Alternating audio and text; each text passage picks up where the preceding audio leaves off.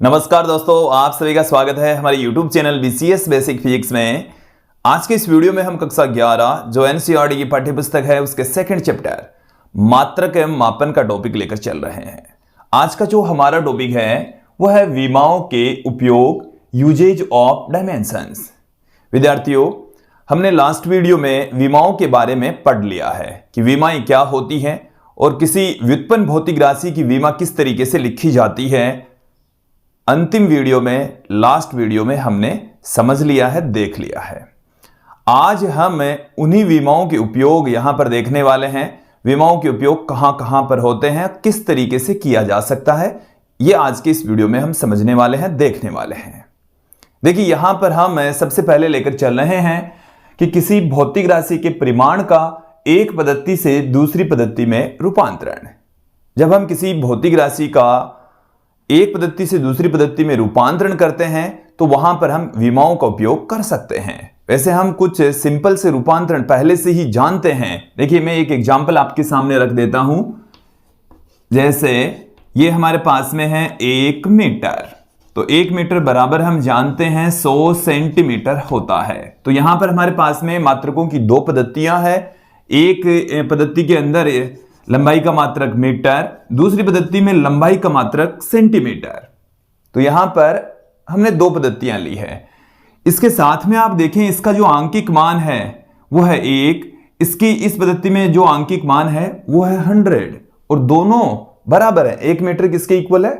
100 centimetre के equal है। लेकिन अब समझिए आप कि यहां पर न्यूमेरिकल वैल्यू तथा जो मात्रक है, इन दोनों का गुणनफल सदैव कांस्टेंट रहता है। इन दोनों का गुणन सदैव क्या रहेगा? कांस्टेंट रहेगा। n इंटू यू, n यहां पर न्यूमेरिकल वैल्यू है, u यहां पर यूनिट है, मात्रक है। देखिए, यहां पर भी क्या होगा? n1 इंटू u1 बराबर होगा n2 इंटू u2 के। ये हमने वैसे पहले भी देख लिया है, जहां हमने मात्रक पढ़े हैं वहीं पर हमने इसका अध्ययन कर लिया था। यहां पर भी मैं आपको समझा देता हूं कि किसी भौतिक राशि का आंकिक मान और उसका मात्रक सदैव क्या रहता है? कांस्टेंट रहता है। मैंने यहां पर एक एग्जांपल लिया, 1 मीटर बराबर 100 सेंटीमीटर। तो आपने जब मात्रक मीटर से सेंटीमीटर किया, मात्रक छोटा कर दिया, तो यहां पर न्यूमेरिकल वैल्यू क्या हो गई है? इंक्रीज हो गई है। हालांकि n1 इंटू u1 बराबर होगा n2 इंटू u2 के। क्लियर? इसी का उपयोग करते हुए हम एक पद्धति से दूसरी पद्धति में भौतिक राशि का रूपांतरण कर सकते हैं। तो देखिए, यहां पर हम लेकर चल रहे हैं। हम जानते हैं, देखिए हम क्या जानते हैं? हम जानते हैं n इंटू यू बराबर क्या होता है? कांस्टेंट होता है। n यहां पर न्यूमेरिकल वैल्यू है और u यहां पर किसी भौतिक राशि का मात्रक। n क्या है? न्यूमेरिकल वैल्यू, जिसको हम संख्यात्मक मान कह रहे हैं। n यहां पर संख्यात्मक मान है और ये जो u है भौतिक राशि का मात्रक है। u क्या है? भौतिक राशि का मात्रक। तो इससे हम क्या लिख सकते हैं? उधर भी मैंने पुट किया है, n1 इंटू u1 बराबर होता है n2 इंटू u2 के। n1 इंटू u1 बराबर होगा n2 इंटू u2 के। अब हमें विमाओं का प्रयोग करते हुए इस पद्धति के अंदर इसकी जो विमा है वो पुट करेंगे। हालांकि दोनों ही पद्धतियों में विमाएं तो समान रहने वाली है। विमाएं क्या रहेगी? समान। तो देखिए, मैं इस u1 को क्या लिख सकता हूं? देखिए, ध्यान देंगे आप, बोर्ड पर फोकस करेंगे। यहां से n1, इस u1 को मैं पुट कर रहा हूं। हमारे पास में जो भौतिक राशि है उसको मैं m l t की फॉर्म में पुट कर रहा हूं। और इस पद्धति के अंदर पहली जो पद्धति है उसके अंदर मैंने ले लिया m1 l1 t1, और इनकी जो घातें हैं, इनकी जो विमाएं हैं वो है a b c। मैंने देखो ज्यादा लंबा चौड़ा लफड़ा नहीं किया है, सीधा ही मैंने यहां पर पुट कर दिया है n2। u2 की जो वैल्यू है वो है m l t की फॉर्म में ही लिखेंगे, बट अब की बार जो पद्धति है वो दूसरी है, इसलिए मैंने इसके सबस्क्रिप्ट में m2 l2 t2 लगाया। हालांकि इनकी जो घातें हैं वो सेम ही रहने वाली है। मेरी बात को सुनना, समझिए। जैसे यहां पर मीटर की घात 1 थी तो इधर भी सेंटीमीटर की घात क्या रहेगी, 1 ही रहेगी। मैं अब जैसे एक और एग्जांपल ले लेता हूं, 1 मीटर स्क्वायर। तो जो 1 मीटर स्क्वायर है वो किसके इक्वल होता है, 10 की घात 4 सेंटीमीटर स्क्वायर के। तो देखो यहां पर मीटर का स्क्वायर है तो यहां पर सेंटीमीटर का भी स्क्वायर है।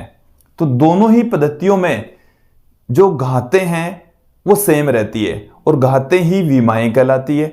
तो इस पद्धति के अंदर तो आपने मात्रक लिया m1, इस पद्धति के अंदर मात्रक लिया है m2। इसमें विमा है इसकी a, इसकी भी विमा a ही रहेगी। देखो यहां पर इसकी घात 2 तो इसकी घात भी कितनी है, 2 है। ये मैं समझाना चाह रहा हूं। तो एक पद्धति के अंदर जो u1 है वाली जो पहली पद्धति है उसके अंदर जो मात्रक है वो है m1 l1 t1, और दूसरी जो पद्धति है उसमें मात्रक है m2 l2 t2। जबकि भौतिक राशि की विमाएं क्या है, a b c है। भौतिक राशि की विमाएं क्या है, a b c है, a b c है। क्लियर। यहां से जैसे मान लीजिए कि आपको n1 की वैल्यू दी हुई हो, n2 की वैल्यू फाइंड आउट करनी हो, तो सीधा यहां से आप n2 ज्ञात कर सकते हैं। तो n2 बराबर आ जाएगा n1 m1 की घात a, l1 की घात b, t1 की घात c, और अपोन में हमारे पास में क्या है, m2 की घात a, l2 की घात b और t2 की घात c। तो यहां से हमारे पास में ये फॉर्मूला आ चुका है n1 m1 अपॉन m2 की घात हमारे पास में आ गई है a, l1 अपॉन l2 की घात आ गई है b, और t1 अपॉन t2 की घात आ गई है c। तो ये हमें मिल चुकी है दूसरी पद्धति में भौतिक राशि का आंकिक मान का सूत्र फॉर्मूला। अभी हम जब इनका यूज देखेंगे, एक एग्जाम्पल के जरिए मैं आपको समझाऊंगा तो आपको बेटर तरीके से ये समझ में भी आ जाएगा। देखिए यहां पर हम 1 न्यूटन को एक बार 1 न्यूटन जो है उसे हम CGS पद्धति में डाइन में परिवर्तित करके देख लेते हैं। देखिए उपयोग हम लेकर चल रहे हैं, तो एग्जाम्पल यहां पर ले लेता हूं मैं कि 1 न्यूटन और 1 न्यूटन किसके इक्वल है, मतलब किलोग्राम मीटर प्रति सेकंड स्क्वायर को डाइन में किस में कन्वर्ट करना है, डाइन, जो कि ग्राम सेंटीमीटर प्रति सेकंड स्क्वायर में परिवर्तित कीजिए। इसको हमें इसमें रूपांतरित करना है कि 1 जो न्यूटन है उसको हम यदि डाइन में कन्वर्ट करना चाहें तो किस प्रकार से कर सकते हैं ये देख लेते हैं। देखिए क्या है हमारे पास में, n1 इंटू u1 बराबर होगा n2 इंटू u2 के। n1 u1 बराबर n2 u2। इसे हम क्या लिख सकते हैं, n1, या मैं सीधा में n2 बराबर में एक बार लिख देता हूं क्योंकि ये सब कुछ तो हमने इधर देख ही लिया है। तो n2 बराबर इस तरीके से लिखा जा सकता है n1 m1 अपॉन m2 की घात हमारे पास में a, इसी प्रकार से l1 अपॉन में l2 की घात है b, और t1 अपॉन t2 की घात हमारे पास में है c। क्लियर। यहां पर हम इन सब की वैल्यू पुट कर देते हैं। आप यहां पर देखेंगे जो a है वो है द्रव्यमान की घात, तो यहां पर द्रव्यमान की घात 1 है, इधर भी द्रव्यमान की घात आपको 1 ही मिलेगी। फिर b का जो मान है वो है लंबाई की घात है, तो लंबाई की घात यहां पर 1 है, तो यहां पर भी कितनी है, 1 ही है। फिर हम बात करते हैं समय, c है वो समय की घात है जो कि यहां पर माइनस में 2 है। c बराबर कितना है, क्योंकि ये बट्टे में है, ये जो सेकंड है सेकंड का स्क्वायर है और बट्टे में स्क्वायर लगा हुआ है, इसका मतलब इसकी घात कितनी है, -2 है। तो इन सब की वैल्यू हम यहां पर पुट कर देंगे तो देखिए हमें क्या मिल जाएगा, इसके साथ में हमें ये जो n1 है इसका मान 1 दे रखा है। n1 की वैल्यू कितनी दे रखी है, 1। तो n2 बराबर देखिए क्या मिलेगा, n1 की वैल्यू 1 है। इस पद्धति में जो मात्रक है वो हम ले रहे हैं किलोग्राम, दूसरी वाली पद्धति के अंदर मात्रक ले रहे हैं ग्राम, और इनकी घात कितनी है, a। फिर दूसरी जो राशि है वो है लंबाई। इस पहली जो पद्धति है MKS पद्धति है, ये कौन सी पद्धति है, MKS पद्धति, और इसको हम कन्वर्ट किस में कर रहे हैं, CGS पद्धति में कन्वर्ट कर रहे हैं। क्लियर। तो इसको हम माप रहे हैं L1 को मीटर में, L2 को हम किस में माप रहे हैं, सेंटीमीटर में। तो बट्टे में हमारे पास में ये आ गया सेंटीमीटर। फिर इसके पश्चात इसमें हम समय को सेकंड में, इसकी घात A का मान तो कितना है, 1, फिर B का मान भी 1, फिर T1 इसको हम माप रहे हैं सेकंड में, T2 इसको भी हम माप रहे हैं सेकंड में, और इसकी घात है माइनस में 2। क्लियर। देखिए यहां से हम इसको क्या लिख सकते हैं, n2 बराबर 1, इसे हम सेम मात्रकों में पुट कर देंगे। 1 किलोग्राम बराबर हम क्या जानते हैं, 1000 ग्राम जानते हैं। 1 किलोग्राम किसके तुल्य होता है, 1000 ग्राम के इक्वल होता है। तो इसे इस तरीके से लिखा जा सकता है। फिर मीटर, तो 1 मीटर है, इसको हम क्या लिख सकते हैं, 100 सेंटीमीटर पुट कर सकते हैं।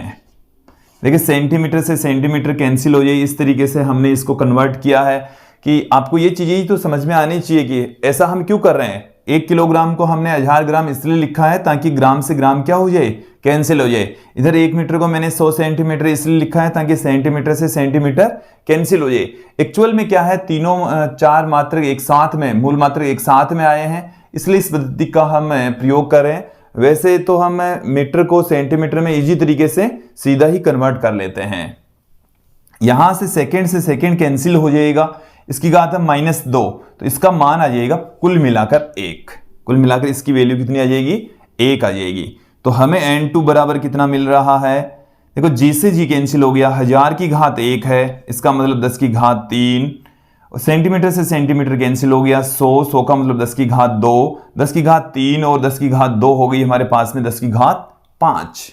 10 की घात कितनी हो गई है, 5 हो गई है। तो इसका मतलब n2 का मान कितना आ गया है, 10 की घात 5। तो विद्यार्थियों यहां से हमने इस एग्जाम्पल से समझा कि एक जो न्यूटन है वो 10 की घात 5 डाइन के इक्वल होता है। 1 न्यूटन किसके तुल्य होता है, 10 की घात 5 डाइन के तुल्य होता है। यहां पर यह समझ में आ जाना चाहिए। मैं इसी में ही एक अन्य एग्जाम्पल आपके सामने रख देता हूं। देखिए अब की बार मैं यहां पर ले रहा हूं MKS पद्धति के अंदर ऊर्जा का मात्रक थोड़ा सा ही चेंज करना पड़ रहा है। 1 जूल लेकर चल रहा हूं। 1 जूल कितने अर्ग के बराबर होता है, तो देखिए जूल के अंदर क्या होता है, जूल होता है किलोग्राम मीटर स्क्वायर प्रति सेकंड स्क्वायर, और अर्ग होता है ग्राम सेंटीमीटर स्क्वायर प्रति सेकंड स्क्वायर। तो यहां पर आप देखेंगे कि द्रव्यमान की जो घात है वो है 1, और n1 का मान 1, और द्रव्यमान की जो घात है वो 1, लंबाई की जो घात है वो b का मान 2 है। यहां पर b का मान कितना है, 2, और समय की घात तो यहां पर भी -2 ही है। तो n1 u1 बराबर होता है n2 u2 के। यहां से ये हम पुट कर सकते हैं। देखो इसमें क्या चेंजेज आने वाले हैं वो देख लीजिए। केवल और केवल ये चेंजेज आएगा कि जो लंबाई है उसकी घात 1 की बजाय कितनी है, 2। तो यहां पर मात्रक, यहां पर भी किलोग्राम ग्राम, यहां पर मीटर सेंटीमीटर सेकंड, बट यहां पर घात कितनी आ गई है, 2 आ गई है। यहां पर घात 2 आती, इधर भी घात कितनी आएगी, 2 आएगी। तो ग्राम से ग्राम कैंसिल हो गया, 10 की घात 3 आ गया। सेंटीमीटर से सेंटीमीटर कैंसिल हो गया, 10 की घात 2 का स्क्वायर होगा तो वो 4 आ जाएगा। 10 की घात 2 का स्क्वायर कितना आएगा, 4। 10 की घात 3 और 10 की घात 4 कितना हो जाएगा, 10 की घात 7। तो एक जो जूल होता है, 1 जूल वो 10 की घात 7 अर्ग के बराबर होता है। 1 जूल किसके तुल्य होता है, 10 की घात 7 अर्ग के तुल्य होता है विद्यार्थियों। तो ये हमारे पास में आ चुका है विमाओं का पहला उपयोग, और यहां तक आपको समझ में आ जाना चाहिए, अच्छे से समझ में आ जाना चाहिए।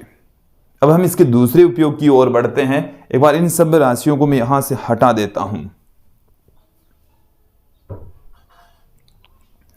दूसरा हम यूज अब ये लेकर चलेंगे कि यदि हमारे पास में कोई भौतिक सूत्र दे रखा है, कोई फॉर्मूला दे रखा है, भौतिक समीकरण दे रखा है, उसकी सत्यता की यहां पर हम जांच करेंगे कि वो सही है या गलत है। इसके लिए हमें एक स्टेटमेंट याद रखना है कि किसी सूत्र के अंदर लेफ्ट हैंड साइड की विमा और राइट हैंड साइड की विमा समान होती है, या किसी भौतिक समीकरण के अंदर सभी पदों की विमा समान होती है, क्योंकि समान राशि में समान राशि ही जोड़ी जा सकती है। लंबाई में लंबाई जोड़ सकते हैं, घटा सकते हैं, लेकिन ऐसा नहीं हो सकता कि लंबाई में हम किलोग्राम जोड़ दें, मतलब द्रव्यमान जोड़ दें, ऐसा पॉसिबल नहीं है। ऐसे हम ऐसा नहीं कर सकते 85 kilogram plus 6 metre, 85 kilogram plus 6 metre कहीं आपने सुना नहीं होगा, ऐसा पॉसिबल नहीं है। हालांकि ऐसे हो सकता है कि 1 किलोग्राम प्लस 100 ग्राम, तो वो 1 किलोग्राम में है, ग्राम में, पर वो है दोनों ही द्रव्यमान, तो द्रव्यमान को द्रव्यमान में जोड़ा जा सकता है। समान भौतिक राशियां जोड़ी घटाई जा सकती है, लेकिन यदि अलग अलग हैं तो उनका जोड़ घटाव नहीं हो सकता। तो यही हम यहां पर यूज देखने वाले हैं कि किसी सूत्र के अंदर लेफ्ट हैंड साइड की विमा और राइट हैंड साइड की विमा समान होती है, या किसी समीकरण के अंदर सभी पदों की विमाएं समान होती है। तो ये है हमारा अगला यूज। मैं यहां पर पुट कर देता हूं यही लाइन कि किसी सूत्र में लेफ्ट हैंड साइड की विमा राइट हैंड साइड की विमा के बराबर होती है, कि विमा के बराबर होती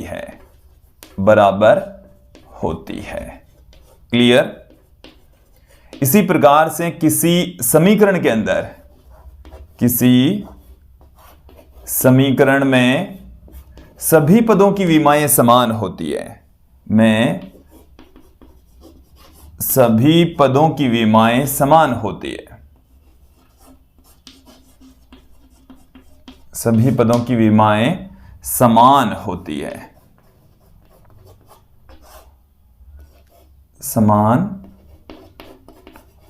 है। क्लियर? अब इनके हम यूज भी यहां पर देख लेते हैं। यूज से हम इस उपयोग को ज्यादा बेटर तरीके से समझ पाएंगे। मैं यहां पर बात करता हूं, एक एग्जाम्पल ले लेता हूं कि सूत्र की सत्यता की जांच करना। ये मैंने एग्जाम्पल ले लिया है गतिज ऊर्जा का। ई के क्या है? गतिज ऊर्जा, जो कि 1/2 mv² है, कि सत्यता की जांच करना कि सही है या नहीं है, इसकी हम जांच कर लेते हैं। देखिए बोर्ड पर फोकस करेंगे, लेफ्ट हैंड साइड की विमा निकालेंगे हम। यहां पर लेफ्ट हैंड साइड की विमा, इसका मतलब है कि ईके की विमा, ईके यहां पर गतिज ऊर्जा है, और गतिज ऊर्जा की विमा तो ऊर्जा की विमा के समान ही होती है। ऊर्जा की विमा होती है m1L2T-2, ये ऊर्जा की विमा होती है। फिर आप देखिए राइट हैंड साइड की विमा, तो राइट हैंड साइड की विमा किसके इक्वल होगी? 1/2 m × v² की विमा। तो यहां पर 1/2 जो राशि है इसकी कोई विमा नहीं होती है। m यहां पर द्रव्यमान है, और द्रव्यमान की जो विमा है वो होती है m1। फिर v यहां पर वेग है जिसकी विमा होती है L1T-1, और इसकी घात यहां पर 2 है, तो इसकी घात भी हम यहां पर कितने लगा देंगे? 2 लगा देंगे। तो यहां पर हमारे पास में क्या आ गया? m1, L1 की घात 2, तो L2 बराबर आ जाएगा t की घात -2 भी आ जाएगा। तो यहां पर आप देखिए कि जो राइट हैंड साइड की विमा है वो लेफ्ट हैंड साइड की विमा के बराबर हमें प्राप्त हो रही है। राइट हैंड साइड की विमा और लेफ्ट हैंड साइड की जो विमाएं हैं वो हमें इक्वल प्राप्त हो रही है। इसका मतलब ये जो सूत्र है वो सही है, ये जो फॉर्मूला है वो सही है। बट मैं यहां पर आपको एक इसकी कमी बता देता हूं, इसमें हम सही हो सकता है यही कहना पड़ेगा, क्योंकि जैसे मान लीजिए कि यहां पर गतिज ऊर्जा का फॉर्मूला हाफ mv² लिखा है, यहां पर यदि ऐसा होता 1/3 तो भी विमीय विधि द्वारा तो ये फॉर्मूला एकदम सही बताया जाता, जबकि फॉर्मूला गतिज ऊर्जा का हाफ mv² होता है। क्लियर? क्योंकि इसमें तो इस 1/2 को तो कहीं रोल ही नहीं है, इस 1/2 की तो विमा होती ही नहीं है। 1/2 की विमा नहीं होती तो यहां पर 1/3 आ जाता, 1/5 आ जाता, तो भी ये तो यही विमा बताता, मतलब कि फॉर्मूला सही है, इस विधि द्वारा यही बताया जाता। तो ये विमीय समीकरणों के कुछ कमी समझ लीजिए कि इसके जरिए हम सूत्र का जो न्यूमेरिकल मान है उसका निर्धारण नहीं कर सकते। किसी सूत्र में न्यूमेरिकल मान सही है या गलत है इसका निर्धारण नहीं कर सकते, हालांकि जो भौतिक राशियां हैं वो सही है या नहीं है इसका निर्धारण यहां से हम कर पा रहे हैं। मैं एक इसका भी उपयोग यहां पर देख लेता हूं कि किसी समीकरण के अंदर सभी पदों की विमाएं समान होती है, तो हम इसको यहां पर देख लेते हैं। क्या किसी समीकरण के अंदर सभी पदों की विमाएं समान होती है? देखिए, इसके लिए मैं एक गति का समीकरण यहां पर यूज में ले रहा हूं, गति का समीकरण, और द्वितीय समीकरण में यहां पर यूज में ले लेता हूं s बराबर होता है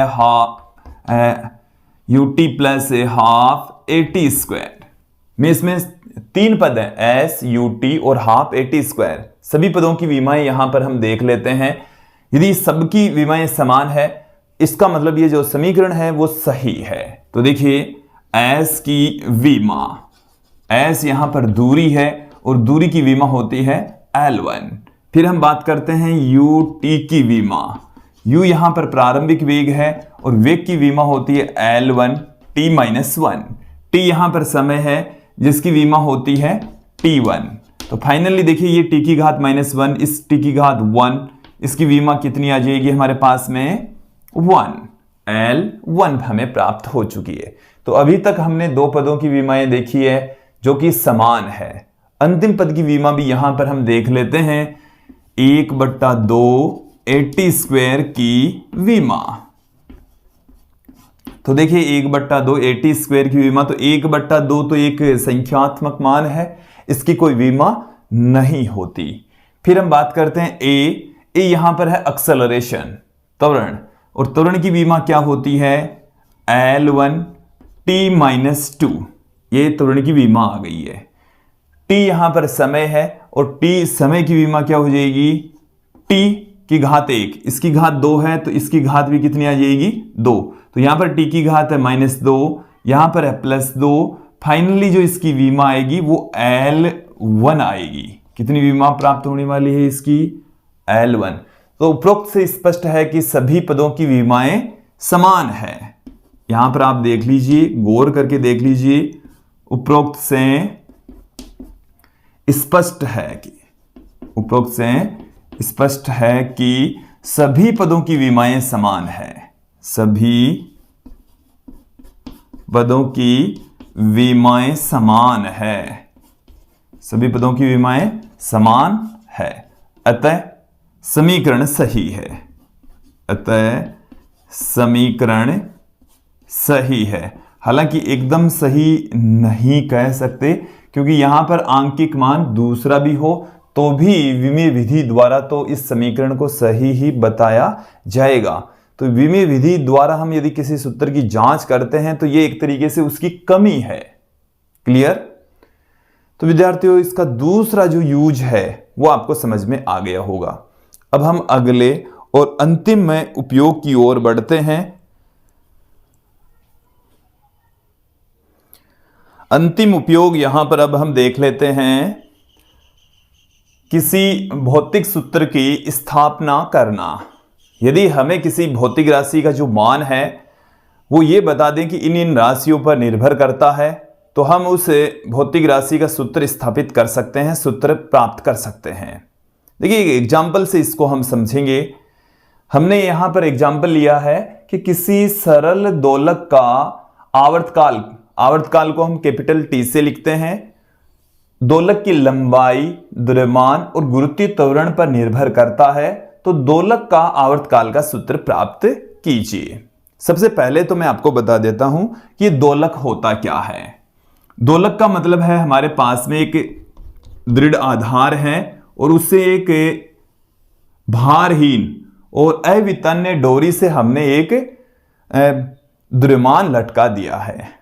तो इस व्यवस्था को हम कहते हैं सरल लोलक या दोलक। यदि इसको थोड़ा सा अपनी माध्य स्थिति से विस्थापित करके छोड़ दिया जाए तो ये इस तरीके से गति करेगा। इसकी गति को हम दोलन गति कहते हैं। इस गति को क्या कहा जाता है? दोलन गति। तो देखिए, एक पूरा चक्कर यहां से यदि इसको छोड़ें तो यहां तक जाने में, वापस आने में जो भी समय लगता है, इसको हम इसका दोलन काल कहते हैं। दोलन काल या आवर्त काल इसको हम कह देते हैं। इसको हम क्या कहते हैं? कैपिटल टी से पुट करेंगे। क्लियर? इसकी यहां से लेकर यहां तक की जो लंबाई है वो दोलक की लंबाई कहलाती है, और इस पिंड का जो द्रव्यमान है वो है स्मॉल एम। हमने यहां पर इसको किससे दिखाया है? स्मॉल एम से प्रदर्शित किया है। तो यह है एक सरल लोलक। आप यदि किसी दृढ़ आधार से अवितन्य बहुत कम द्रव्यमान वाली डोरी से किसी द्रव्यमान को, पिंड को, गोले को लटका दें और उसको थोड़ा सा विस्थापित करके छोड़ दें तो वो इस तरीके से गति करता रहेगा। उसे हम सरल लोलक कहते हैं, पिंड लोलक कहा जाता है। अब उसका जो आवर्तकाल है, जिसे हम कैपिटल टी कह रहे हैं, वो हमें बता रखा है कि दोलक की लंबाई द्रव्यमान और गुरुत्वीय त्वरण पर निर्भर करता है। तो उसका सूत्र प्रतिपादित कीजिए। यहां पर कर लेते हैं। देखिए, इसका मतलब ये हुआ है कि क्वेश्चन के अकॉर्डिंग जो आवर्तकाल है वो लंबाई पर निर्भर करता है। आवर्तकाल किस पर निर्भर कर रहा है? लंबाई पर। मैं यहां पर कंसीडर कर लेता हूं लंबाई की एक घात पर निर्भर करता है। लंबाई की एक घात पर निर्भर करता है। इसी प्रकार से क्वेश्चन के अंदर दिया हुआ है कि द्रव्यमान पर भी निर्भर करता है, तो द्रव्यमान की b घात पर निर्भर करता है, और गुरुत्वीय त्वरण की c घात पर निर्भर करता है। तीनों को यदि मैं एक साथ कंबाइन करके पुट कर दूं तो आवर्तकाल समानुपाती आ जाएगा l की घात a, m की घात b और g की घात c के। देखिए, जहां कहीं पर भी जब भी प्रोपोर्शनल का साइन आता है तो हम उस प्रोपोर्शनल को साइन हटाकर एक कांस्टेंट पुट कर सकते हैं। तो हमारे पास में यहां से प्रोपोर्शनल का साइन हटाने के बाद मैंने यहां पर कांस्टेंट के पुट कर दिया है। l की घात a, m की घात b और g की घात यहां पर है c। ये सूत्र आ चुका है। यहां पर जो k है वो है समानुपाती स्थिरांक। समानुपाती स्थिरांक है, कांस्टेंट है और मात्रकहीन और विमाहीन है। कैसा है? विमाहीन। यहां पर विमाहीन है। अब विद्यार्थियों, हम यहां पर क्या करने वाले हैं कि इस इक्वेशन के अंदर लेफ्ट हैंड साइड की विमा और राइट हैंड साइड की विमा बराबर होनी चाहिए। यदि कोई भी सूत्र, जैसे हमने ये सूत्र निकाल लिया, बट हमें इस सूत्र के अंदर a, b, c की वैल्यू पता नहीं है। इस a, b, c की वैल्यू हमें ज्ञात करनी है। इसके लिए हम क्या करेंगे? विमाओं का उपयोग करेंगे। लेफ्ट हैंड साइड की विमा और राइट हैंड साइड की जो विमाएं हैं उनको इक्वल पुट कर देंगे। वहां से हमें a, b, c की वैल्यू प्राप्त हो जाएगी। तो देखिए, मैं यहां पर लेफ्ट हैंड साइड की विमा सबसे पहले पुट कर देता हूं। क्या है लेफ्ट हैंड साइड की विमा? तो लेफ्ट हैंड साइड में हमारे पास में है समय, तो t की विमा। तो जो t है यहां पर आवर्तकाल है और इसकी विमा t ही होती है, t1। क्लियर? यहां तक समझ में आ जाना चाहिए। फिर मैं देखिए एक एक करके एक बार इन सबकी विमा पुट कर देता हूं। L की जो विमा है वो होती है L1, मतलब लंबाई की। M यहां पर द्रव्यमान है, तो द्रव्यमान की जो विमा है वो होती है M, और G यहां पर गुरुत्वीय त्वरण है, तो G की जो विमा होती है वो होती है त्वरण की विमा के समान L1t-2 होती है। तो यहां पर आप देखेंगे किसी भौतिक सूत्र के सही होने के लिए लेफ्ट हैंड साइड की विमा बराबर होती है राइट हैंड साइड की विमा के। क्लियर? तो लेफ्ट हैंड साइड यहां पर हमारे पास में है कैपिटल T आवर्तकाल, जिसकी विमा होती है T1। फिर हम बात करते हैं राइट हैंड साइड की विमा। तो K यहां पर समानुपाती स्थिरांक है जो कि विमाहीन है। फिर है L की विमा, तो L यहां पर हमारे पास में है L1 और इसकी घात है A। इसकी घात कितनी है a। फिर m यहां पर द्रव्यमान है जिसकी विमा m और इसकी घात है b। फिर हम बात करते हैं g, तो g की जो विमा है वो है L1 T-2 और इसकी घात है c। तो देखिए इसे मैं इस तरीके से लिख सकता हूं, इधर वाली राशि को m की घात 0, L की घात 0, T की घात 1 बराबर m की घात इधर है हमारे पास में b। देखो m की घात कितनी है b। फिर L की घात देखिए, L की घात यहां पर a है और यहां पर है c, तो a प्लस में c हो गई है। फिर t की घात यहां पर माइनस में 2c हो जाएगी। क्लियर। देखिए यदि विमीय सूत्र समान है, मतलब यदि सूत्र सही है तो दोनों तरफ की विमाएं भी बराबर होगी। तो यहां पर MLT, यहां पर भी मैंने MLT लिख दिया। तो इनकी दोनों तरफ की घातों की तुलना करने पर, दोनों और की घातों की तुलना करने पर, घातों की तुलना करने पर, दोनों ओर की घातों की यदि हम तुलना करें, कंपैरिजन करें, तो हमें क्या मिल जाएगा, b की घात यहां पर, इसकी घात यहां पर तो 0, इधर b, तो b बराबर तो कितना आ गया है 0 प्राप्त हो गया है। यहां से आप देखें a प्लस c और इधर l की घात है 0, तो a प्लस c बराबर आ गया है 0 और माइनस में 2c बराबर है 1। तो देखो c का मान तो आ चुका है -1/2, b का मान आ गया है 0।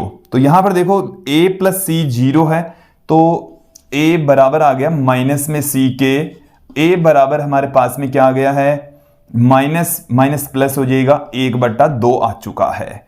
तो a की वैल्यू प्लस में 1/2, b की वैल्यू 0 और c की वैल्यू है -1/2। तो हम समीकरण 1 में इन सब की वैल्यू पुट कर देते हैं। इन सब का मान किस में पुट कर देते हैं, समीकरण 1 में रखने पर, समीकरण 1 में रखने पर, तो t बराबर k, L की घात a है, a का मान कितना है 1/2, तो यहां पर L की घात तो आ गई 1/2। फिर है m की घात b, m की घात आ गई 0। फिर g की घात हमारे पास में है -1/2, क्योंकि c का मान कितना है -1/2 है। तो आवर्तकाल t बराबर कितना निकल कर आ रहा है k, L की घात 1/2, m की घात 0 वो तो हो गई 1, g की घात 1/2 माइनस में है इसलिए बट्टे के नीचे जाते ये हो जाएगी प्लस में। इसे हम इस तरीके से भी लिख सकते हैं, t बराबर k अंडरूट में L में g, क्योंकि 1/2 घात होने का मतलब है अंडरूट में होना। तो t बराबर आ गया k अंडरूट में L में g। तो ये आ गया है किसी दोलक के आवर्तकाल का सूत्र, फॉर्मूला, और विमाओं का उपयोग करते हुए हमने इस आवर्तकाल का सूत्र फाइंड आउट यहां पर कर लिया है विद्यार्थियों। वैसे ये जो k है इसका कांस्टेंट मान होता है, तो वो हम आगे जब हम दोलन वाला चैप्टर पढ़ेंगे उसमें हम इसको अच्छे से समझ लेंगे। वैसे यहां तक ये जो L में g का रूट है ये एकदम सही है, k भी कांस्टेंट है, ये भी सही है। तो विमीय विधि के द्वारा हम किसी सूत्र की स्थापना कर सकते हैं।